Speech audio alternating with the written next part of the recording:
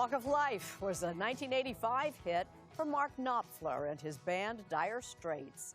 These days, Knopfler is winding up an American tour and talking to Anthony Mason for the record.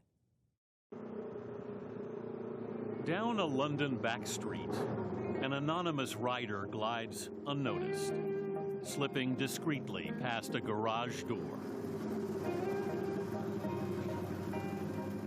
The giveaway is the guitar etched into the motorcycle's gas cap.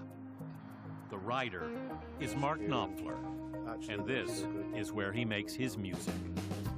His latest album, Down the Road Wherever, was recorded here in the state-of-the-art Dream Studio he built more than a decade ago. Flash goes a little hummingbird, a dart and whirring thread. Did this come out of Abbey Road? It will have done, Yeah. originally. Designer blinds above LA. You don't really have to make music anymore. I mean, I do. I'm afraid it's a bit of an obsession.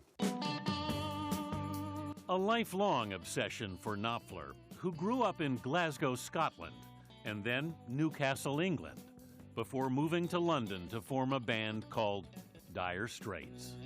Sweet surrender. you have such a distinctive guitar style. I have a style which is probably all wrong. It would be a guitar teacher's nightmare.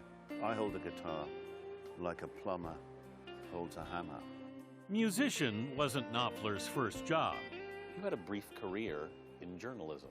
It was a good thing for a kid to do. I was a cub reporter. Did you like being a reporter?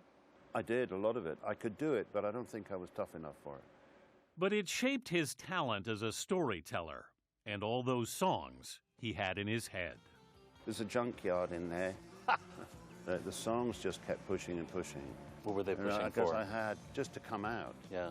With the Sultans. Yeah. With the Sultans of Swing. Like Sultans of Swing, which put Dire Straits on the map in 1978, music kept pouring out of Knopfler. So much that he gave some songs away, like Private Dancer. I just sent it over. And that's how the thing with Tina started. I'm your private dancer, a dancer for money. Do what you want me to do. Tina Turner would turn it into a huge hit. Tina injected a whole lot of power and, stuff into it. Dire Straits' biggest album, Brothers in Arms, released in 1985, would sell more than 30 million copies. That ain't working, that's the way you do it. Money for nothing and your chicks for free. But just as the band was launched into the stratosphere, So far away from me. Knopfler suddenly dissolved it. You walked away essentially at the peak. Well, it seemed to me that was the only intelligent thing to do. It got so big that we had 3 stages that were leapfrogging around in front of each other. And you'd walk into catering and see some guys you just didn't know. Yeah. And I didn't like that. I didn't want to be that. I didn't want it to be that size. You didn't mind the success, but you didn't like the fame? Is that fair to say? Well, I can't think of anything good about fame. Can you? Restaurant reservations? Not worth it. Not worth it. Last year, Dire Straits was inducted into the Rock and Roll Hall of Fame.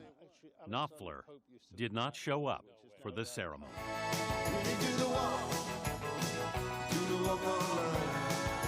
The 70-year-old singer may have turned his back on celebrity, but not on the music.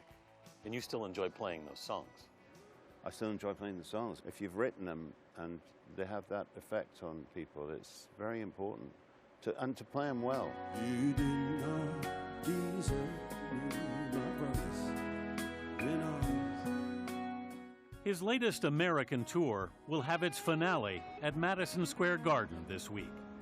Mark Knopfler plays on, still a brother in arms, but with a different band. They can all play better than I can.